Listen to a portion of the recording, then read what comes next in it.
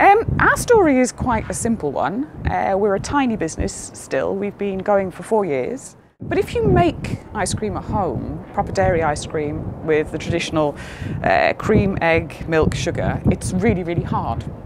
And you have to put it in the fridge to temper, to soften a little bit for half an hour. And quite frankly, I used to forget. It's as simple as that. And so then I discovered that if you put alcohol in it, of course, if you get it right, it makes soft scoop ice cream. So you don't have to put it in the fridge, you can just eat it. And I found a recipe and I worked with that, and then I thought I'm going to try different flavours, but actually nothing else worked. So then you do even more research and more trials and more experiments and come up with a few different recipes. And my children, who I will say were like in their early 20s at the time, they're not children, they all said to me, and their friends said to me, this is amazing, nobody else is doing it, you've got to do it as a business. And so you look around and you think, yeah, why is nobody else doing this? And then I thought, well, there's got to be a good reason why nobody else is doing it, so I won't do it either.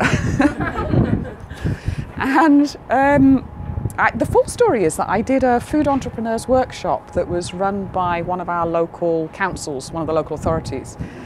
And we had a judge who was she ran a local delicatessen shop. She loved our ice cream so much, she went to get the judge from the dessert section. Now, you may not know this name. The guy his name is Jay Rayner, and he is a very famous restaurant critic. He now has television programs, radio programs.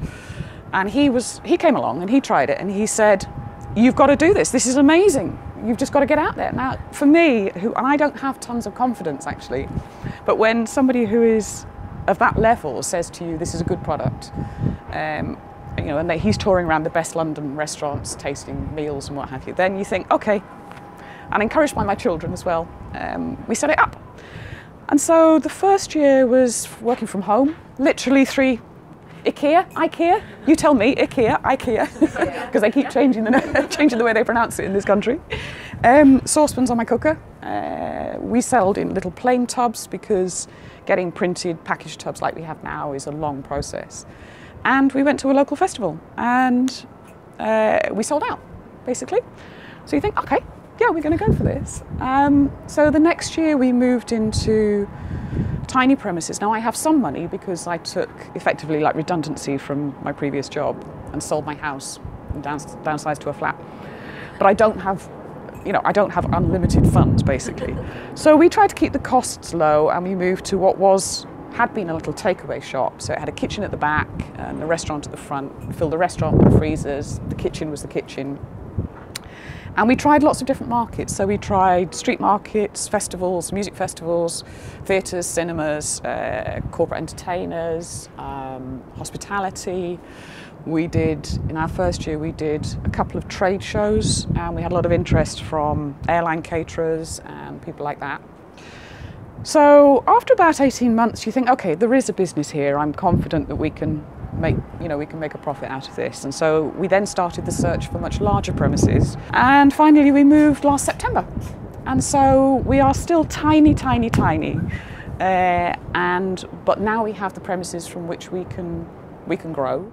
What's happened since is that there are at least 3 other companies who are doing what we're doing, who've come along behind us. And I don't have a problem with that because this is a new product effectively. And so it raises the awareness, public awareness of the product as a unique thing. But that's the basic story. So maybe it's easier if I stop and you ask me what you'd like to ask. Yeah, go. You have to be over the age of 18 to buy this, and you have to sell it from premises that are licensed. So I have a personal, the UK licensing system is quite complicated. I have a personal alcohol licence, and the premises that we sell from, if we sell ourselves, also have to be licensed. And any retailer has to have a licence. We are working with caterers, events companies, theatres, cinemas, and they want something that people cannot buy in the supermarket. So if we go into Sainsbury's, we're going to lose. And whilst we're new, we have something that's new and exciting. That's what and we also have an expensive product, obviously. So we have to find a market where people will pay for this.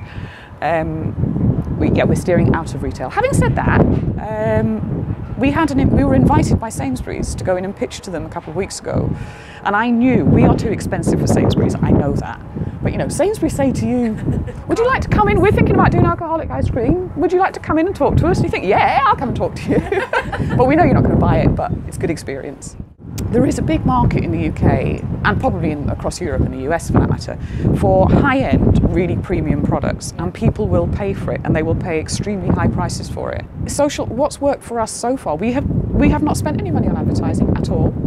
We do these types of events, so we do like 1 or 2 of these, maybe 3 a year, and social media. And I've got my 3 daughters are in their 20s, their mid-20s, and one of their friends does the social media for us, basically. And she doesn't get paid for it, she just does it, and she gets ice cream for it. Can we borrow her?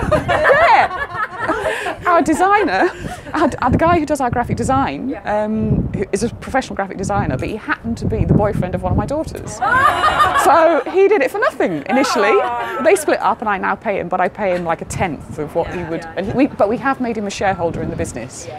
You know, his choice. I said to him, either I can give you more money or you can take a chance and be a shareholder. And he's gone for the shares.